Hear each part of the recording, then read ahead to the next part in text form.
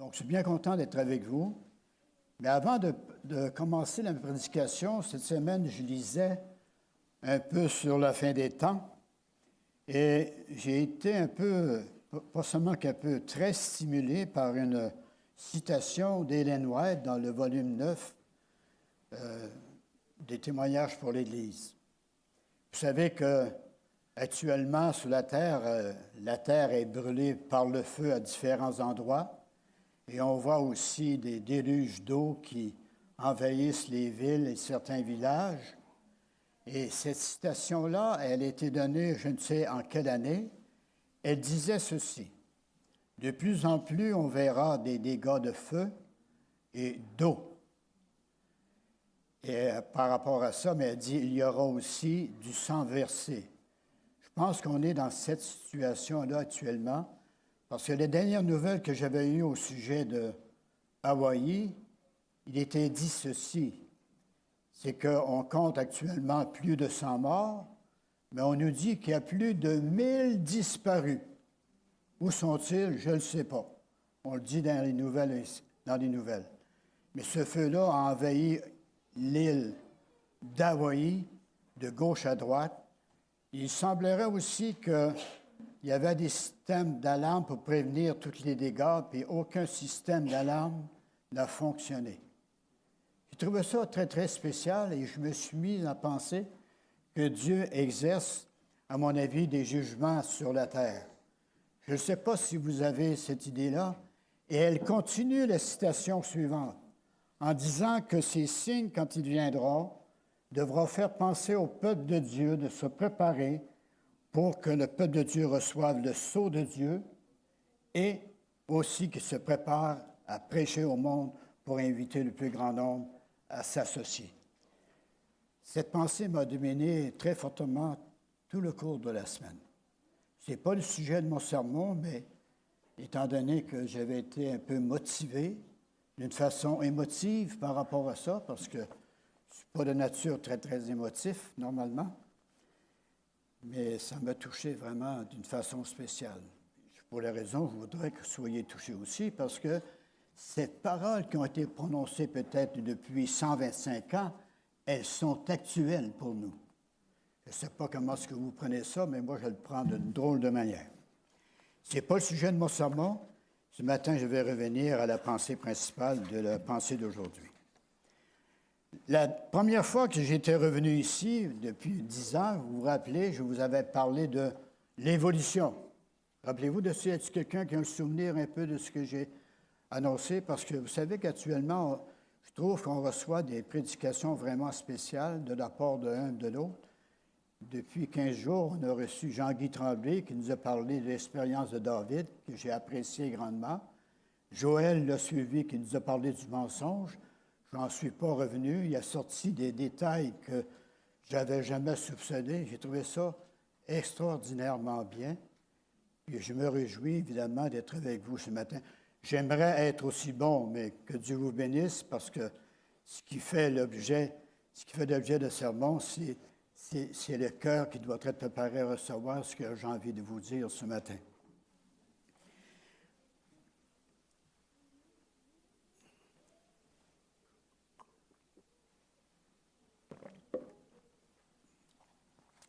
Donc, le titre de mon sermon, c'est « Tout commence avec Dieu ». Évidemment, mais je vais faire un peu le contraire de la première prédication que je vais faire, parce qu'aujourd'hui, je veux vous présenter Dieu. Parce qu'il y a un Dieu qui gouverne tout cet univers, puis il faut le reconnaître. Car c'est en lui qu'ont été créées toutes choses, dans les cieux comme sur la terre, les visibles, les invisibles, oui, par lui et pour lui, tout a été créé. Si on ne part pas du principe qu'il y a un Dieu, la vie n'a aucun sens. Si vous voulez savoir pourquoi vous avez été placé ici sur cette terre, vous devez commencer avec Dieu. Vous êtes né par lui, puis vous êtes né pour lui. La quête du sens de la vie a intrigué les hommes depuis que l'homme existe sur la terre. Et du fait qu'ils partent d'un mauvais point de départ eux-mêmes, ils se demandent « Qu'est-ce que je vais devenir? Que vais-je faire de ma vie? Quels sont mes objectifs? Quelles sont mes ambitions? Mes rêves aussi. Ce n'est pas en nous centrant sur nous-mêmes que nous découvrirons le vrai sens de notre vie. La Bible explique ceci. Dieu tient en son pouvoir la vie de tous les êtres, le souffle qui anime le corps de tout humain. Romains 12, verset 2. Vous avez sans doute déjà essayé cette méthode, mais comme vous ne vous êtes pas créé vous-même, vous ne pouvez absolument pas déterminer pour quelle raison vous avez été créé. Si je vous montrais, par exemple, une invention qui n'existe pas, mais qu'elle est unique, évidemment, seul le créateur de cette machine-là ou de cette invention-là pourrait vous expliquer le fonctionnement puis son objectif, n'est-ce pas? Or, nous devons commencer par Dieu, notre Créateur. Vous n'existez que par ce qu'il le veut bien. Vous avez été fait par Dieu et pour Dieu. C'est seulement par le Seigneur que nous découvrirons nos origines, notre identité, notre signification, notre raison de vivre, notre valeur et même notre destinée.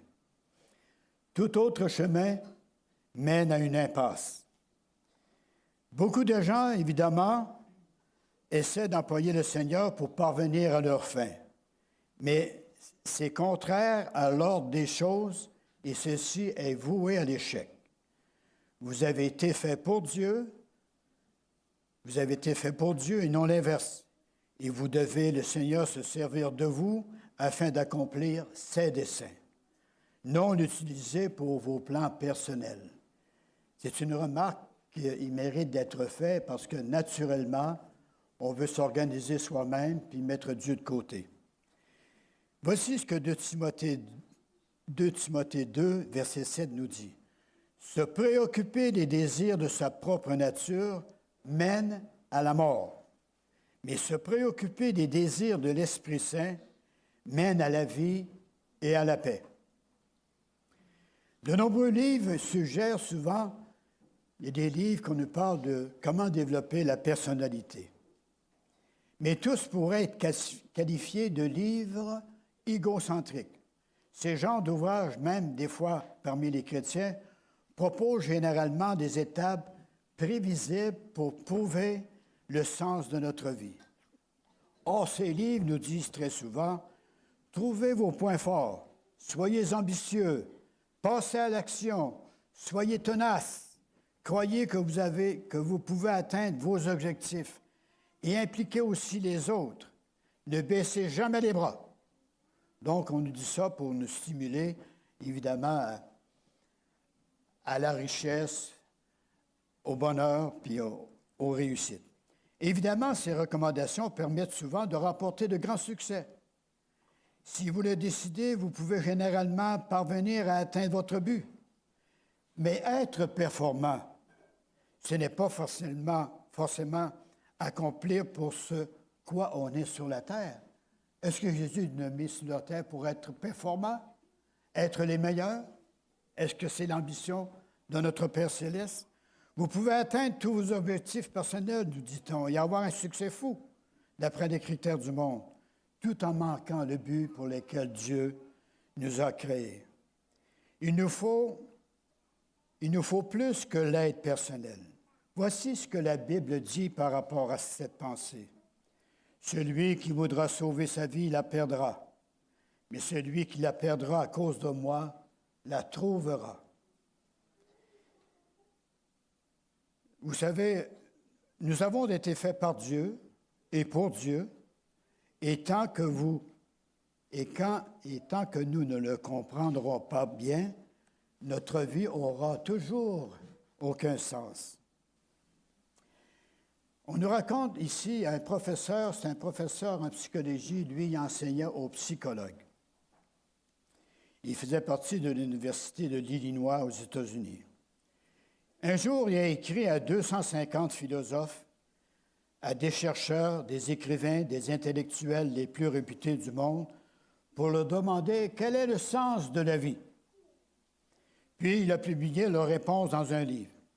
Certains ont formulé de brillantes hypothèses, d'autres ont admis qu'ils avaient émis de simples suppositions, d'autres enfin ont reconnu bien franchement qu'ils n'en avaient aucune idée.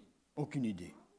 En fait, un certain nombre d'intellectuels célèbres ont demandé au professeur de leur écrire pour les informer s'il lui-même venait un jour à découvrir la vie. Heureusement, trouver le sens et le but de la vie ne se fait pas nécessairement par des simples spéculations. On peut opter, évidemment, par la révélation, parce que Dieu, qui est l'auteur de la vie, nous donne la révélation de la manière dont nous devrions être. La façon la plus simple de découvrir les raisons d'être d'une invention consiste à interroger celui qui l'a fait, ou notre Créateur. Pour notre vie aussi, c'est pareil. Il faut demander à Dieu et le consulter avec les révélations qu'il nous en donne. Dieu ne nous a pas laissés dans le noir à faire des spéculations, mais la Bible, elle nous a clairement révélé les objectifs de notre vie. C'est notre mode d'emploi, la parole de Dieu. Elle nous explique pourquoi nous sommes sur terre, comment fonctionne la vie, quelles sont les erreurs à éviter et à quoi s'attendre avec l'avenir. N'est-ce pas que la Bible nous parle beaucoup de ces choses? Elle nous dévoile ce que ne peuvent penser et enseigner, ni les manuels d'épanouissement personnel, ni les traités de psychologie. Voici ce que la Bible dit. On trouve ça dans 1 Corinthiens 2, verset 6. « J'annonce la sagesse secrète de Dieu, cachée aux hommes. Dieu l'avait déjà choisi pour nous faire participer à sa gloire avant la création du monde. Dieu n'est pas seulement le point de départ de notre vie, il en est la source. Pour découvrir le but de notre vie, nous devons nous tourner vers la sagesse de Dieu telle qu'il est enseigné ici. Nous devons baser notre vie sur des valeurs éternelles et non sur la psychologie, l'appât du gain ou les histoires très émouvantes. La Bible dit, Éphésiens 1, verset 11, « Et c'est aussi en Christ que nous avons été choisis pour lui appartenir conformément à ce qu'avait fixé celui qui met en œuvre toutes choses, selon l'intention qui inspire sa décision. » Je vais le relire parce que parfois, dans un premier il m'arrive souvent de lire un verset peut-être 10 fois pour essayer de trouver un sens. Si je le fais 2 fois avec vous, n'en soyez pas offusqués.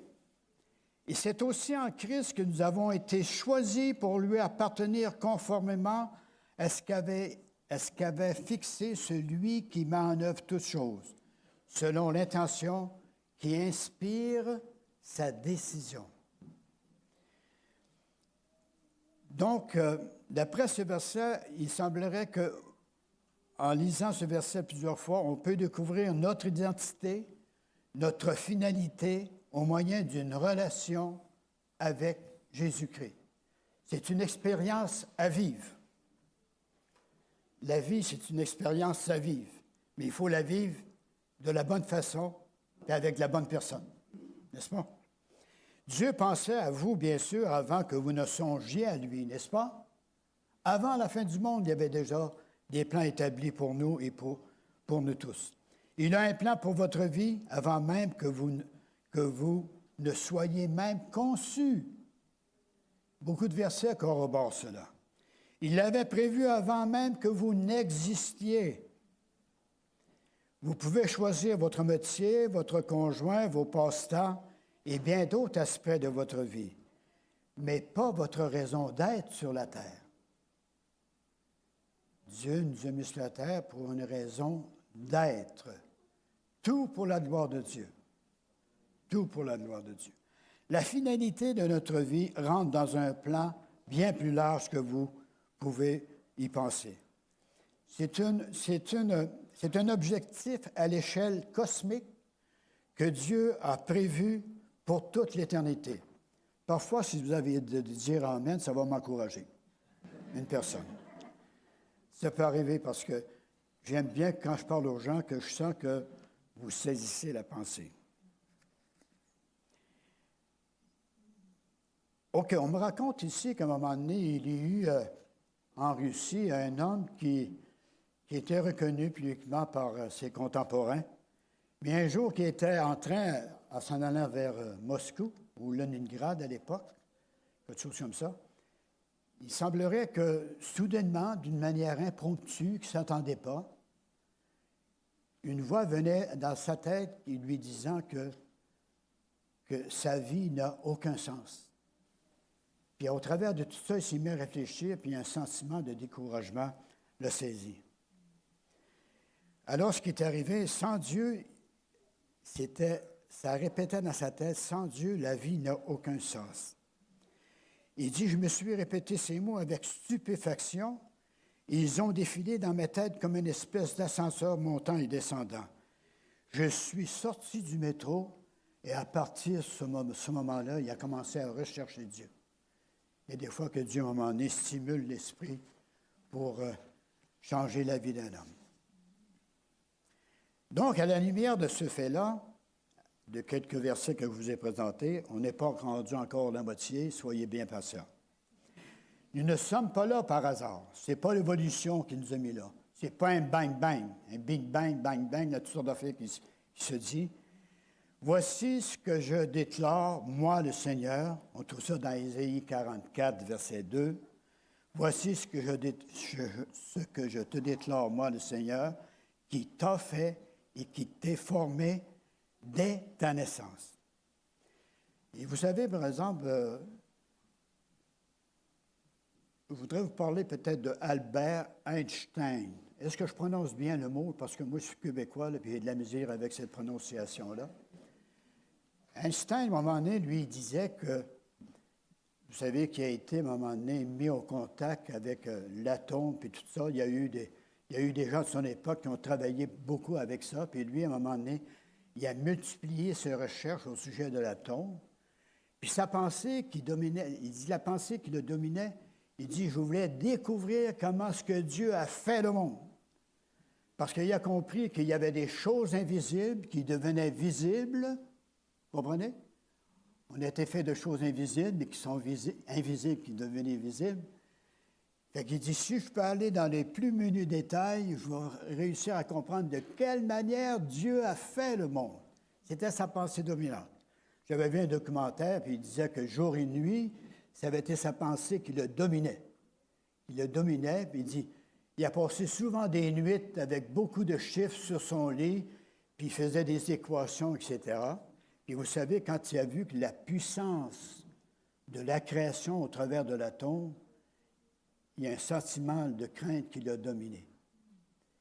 Il s'est dit qu'il a pensé qu'un jour, on irait plus loin, puis que cette puissance-là, l'homme pourrait s'en servir pour faire la destruction. Et vous savez, moi, je pensais, par exemple, que la bombe atomique, parce que c'est très complexe, les choses, souvent sont incompréhensibles pour un homme. Je pensais que 7-8 personnes avaient travaillé d'arrache-pied pour trouver un élément radioactif pour pouvoir le faire exploser. Parce que ce n'est pas tous les éléments qu'on peut faire exploser. Les cailloux, c'est bien difficile à faire exploser. Il fallait trouver, évidemment, une matière qui déjà libère des atomes, puis pouvoir rentrer dans ce milieu-là pour faire exploser tout. C'est ça. Ça fait que c'est un peu ça l'idée, c'est que j'ai lu un article, puis à Québec, même dans la province de Québec, on a établi un organisme pour étudier l'atome. Donc, pour construire la première bombe atomique, ça a pris la contribution de 1000 personnes. Après, ils se sont concertés tous ensemble pour arriver à développer ce qu'on connaît aujourd'hui, puis que toutes les nations sont fières de posséder.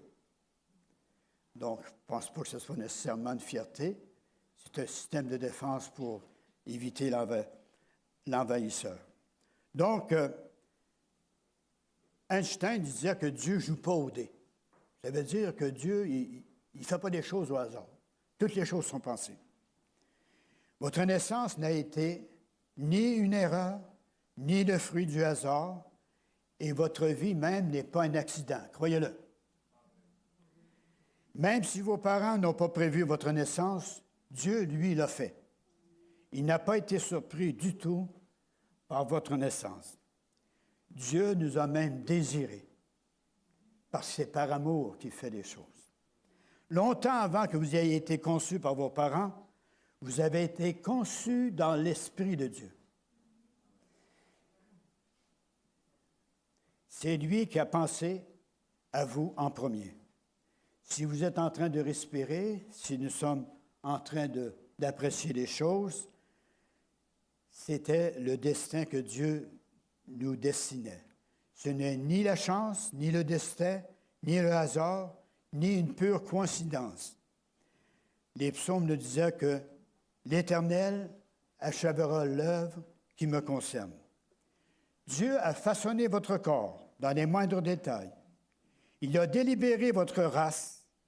Il a choisi délibérément, votre race, votre couleur de peau, votre type de cheveux. Il y en a qui ont des cheveux qui frisent, d'autres sont bien raides, tout ça. Donc, on a été fait par Dieu d'une façon différente. Dieu a fait notre corps sur mesure, exactement comme il le souhaitait. Vous savez que Jésus l'a dit, qu'à un moment donné, Dieu compte même les cheveux de votre tête. Condition que vous en ayez, évidemment. C'est vrai que Dieu compte. Fait que Jésus comprenait cette dimension dont je veux vous parler ce matin. La Bible dit, voici ce que la Bible dit dans le psaume 139, verset 15. La Bible dit, « Mon corps n'était point caché devant toi lorsque j'ai été fait dans un lieu secret, tissé dans les profondeurs de la terre. » Ça fait que Dieu a pensé bien avant, à nous bien avant. Comme Dieu vous a créé pour une raison, il a aussi décidé que quand vous naîtrez, combien de temps vous vivrez. Il a planifié les jours de votre vie à l'avance et choisi le moment exact de votre naissance et de votre mort. Voici ce que le psaume 139 nous dit au verset 16. « Quand je n'étais qu'une masse informe, tes yeux me voyaient. Sur ton livre étaient tout inscrits les jours qui m'étaient destinés avant qu'aucun d'eux n'existait. » Si vous ne dites pas Amen, c'est parce que vous êtes surpris. J'en entendrai peut-être, OK? Dieu a aussi prévu le lieu de votre naissance et l'endroit où vous vivriez pour lui. Votre race, votre nationalité ne sont pas le fruit du hasard. Dieu n'a laissé aucun détail au hasard. Il a tout prévu en vue de son dessein. La Bible déclare autre chose ailleurs. Voici ce qu'on trouve dans le Actes des Apôtres, chapitre 19, verset 26. On trouve cette affirmation. « À partir d'un seul homme, il a créé les peuples pour qu'ils habitassent toutes sur la surface de la terre. Il a fixé des périodes déterminées et établi la vie. Tout pour une raison bien précise. Plus stupéfiant encore, le Seigneur a déterminé comment vous naîtriez. Quelles que soient les circonstances de votre entrée dans le monde et de l'identité de vos parents, Dieu avait un plan à vous créer. Peu importe que vos parents aient été bons ou mauvais ou indifférents, le Tout-Puissant savait que ces deux personnes possédaient exactement les caractéristiques génétiques qui lui permettraient de créer l'individu unique qu'il avait en tête. Et ça, c'est vous. Vos parents avaient l'ADN avec lequel Dieu souhaitait vous façonner. Même, vous savez que vous comprenez bien que l'ADN détermine ce que nous allons être. Ce n'est pas un jeu de hasard. Les médecins le reconnaissent. Par exemple, il y a certaines familles, parfois, qui ont des maladies particulières. Ils peuvent jouer dans l'ADN puis savoir une séquence de l'ADN qui produit cette maladie-là. Il y a des maladies héréditaires. Ça, on le reconnaît tous. Et c'est sûr que le péché a apporté ça. Pardon. Vous savez que beaucoup d'enfants ne sont pas nécessairement désirés par leurs parents, mais Dieu les a voulus. Dieu les a voulus. Parce qu'il y a des personnes qui se disent, ben moi, écoute, ça a été un accident de parcours, évidemment, mais là, le plan de Dieu a pris en compte l'erreur humaine et même le péché, étant donné qu'on est dans cette situation-là. Jamais le Seigneur n'accomplit quoi que ce soit par hasard, croyez-le. Il ne se trompe jamais. Tout ce qu'il crée, il le fait pour une bonne raison. Toutes les plantes, tous les animaux ont été prévus par Dieu et chaque personne a été conçue dans un dessein bien précis. C'est sûr qu'on ne peut pas faire une analyse de toutes les choses pour mettre un doute à ce que Dieu essaie de nous dire, parce que le doute est omniprésent. Mais le doute, ce n'est pas la foi. Le doute n'est pas la foi, c'est le contraire de la foi. Le mobile de Dieu en vous créant, c'est son amour. Parce que Dieu nous aime, il a décidé de créer du monde à son image, parce qu'il nous aime. Bien avant d'avoir posé les fondations de la terre, il nous avait en tête et nous avait positionnés comme le point focal de son amour. L'Éternel pensait à vous avant même de créer le monde. Est-ce que ça vous touche? Pas du tout. Ça vous touche, OK. Correct. Non, ça fait longtemps parce qu'on vit depuis longtemps dans la pensée de Dieu, c'est extraordinaire. Parce que s'il faut comprendre de Dieu, j'ai de la misère à comprendre ça, parce que le temps pour lui, le passé, le présent, l'avenir, c'est tout présent à ses yeux. On n'est pas dans la même dimension du temps. Nous autres, quand ça fait 55 ans qu'on vient en arrière, on oublie beaucoup de détails. Mais Dieu, lui, il voit le temps présent. Le passé, le présent, le futur, c'est présent pour lui. Il peut tout voir dans un premier regard. Voici. En fait, c'est pour cela qu'il a créé le monde, parce qu'il nous aimait. Le Seigneur a conçu l'environnement de cette planète pour que nous puissions y vivre. Nous sommes l'objet de son amour, l'élément le plus précieux de sa création. L'homme, créé à son image. Vous avez un doute parce que je n'ai pas entendu rien. Quelques sourires. C'est bien parce que vous savez qu'il a fait ça par amour, puis c'est difficile à comprendre cette dimension-là parce qu'on est très limité. Voici ce que 1 Corinthiens 2, verset 7 nous raconte. Il a voulu lui-même nous donner la vie par sa parole, qui est la vérité, afin que nous soyons au premier rang de toutes ces créatures. Amen. Vous savez que l'homme avait été créé dans le paradis, puis il avait dit à l'homme, domine sur toute cette belle création. Je l'ai créé pour toi et je souhaite que tu sois heureux. Le Seigneur n'est pas un improvisateur. Il a tout prévu avec une grande précision, évidemment. Plus les physiciens, plus les biologiques et les autres scientifiques ont appris beaucoup de choses de l'univers, plus nous comprenons à quel point cet univers est exactement adapté à notre existence. Un univers adapté à notre existence. Moi, je mange beaucoup de légumes, évidemment, puis à toutes les fois que je fais sortir ça de mon jardin, les légumes, bêtes, carottes, tomates, les fèves, les oignons, les échalotes, etc., des framboises, les fraises. Évidemment, cet hiver, pas cet hiver, parce que j'ai quasiment hâte que l'hiver arrive, parce que l'été ne m'a pas plu du tout. Parce que les jardins en ont mangé une claque, puis les jardiniers aussi. Parce qu'il a fallu que je sorte au moins 3 fois à mon jardin parce que les mauvaises herbes ne cessaient de croître. Et en plus, je prétends récolter à peu près le quart de ce que je récoltais d'habitude, à cause d'une pluie abondante. Donc, je suis un peu déçu, mais je me dis toujours comme Job que ta volonté soit faite. L'Éternel a donné, l'Éternel a ôté, et l'Éternel. Fait que Dieu a voulu m'apprendre ça dans le courant de l'été. Même je regardais ça parce qu'à un moment donné, j'avais beaucoup de tomates. J'ai réussi beaucoup les tomates puis les concombres. J'ai même des plants de tomates par le fait que l'eau est tombée abondamment et les tomates ont perdu leurs feuilles.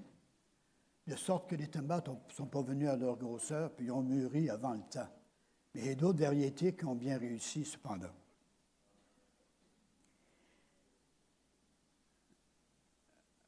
Attendez, on nous dit ici, on parle d'un spécialiste, un spécialiste en génétique moléculaire. Son nom, c'est Michael Denton. C'est un personnage en Nouvelle-Zélande. Voici ce qu'il a conclu. Toutes les preuves disponibles dans la science biologique soutiennent la proposition fondamentale selon laquelle le cosmos est un tout conçu de façon précise et que la vie de l'espèce humaine est son but.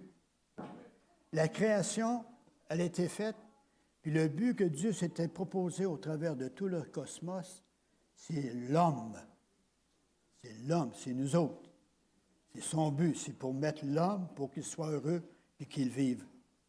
C'est un ensemble dans lequel toutes les facettes de la réalité tirent leur sens et leur explication de ce fait central. Des milliers d'années auparavant, la Bible disait déjà, Dieu qui a formé la terre et qui l'a faite et qui l'a établie, qui ne l'a pas créée pour être vide et qui l'a formée pour être habitée. La terre était faite pour ça. Ce n'est pas un Big Bang, la terre a été faite dans un but, un objectif très précis. Pourquoi le Seigneur a-t-il fait ça? Pourquoi s'est-il donné la peine de créer tout un univers pour nous?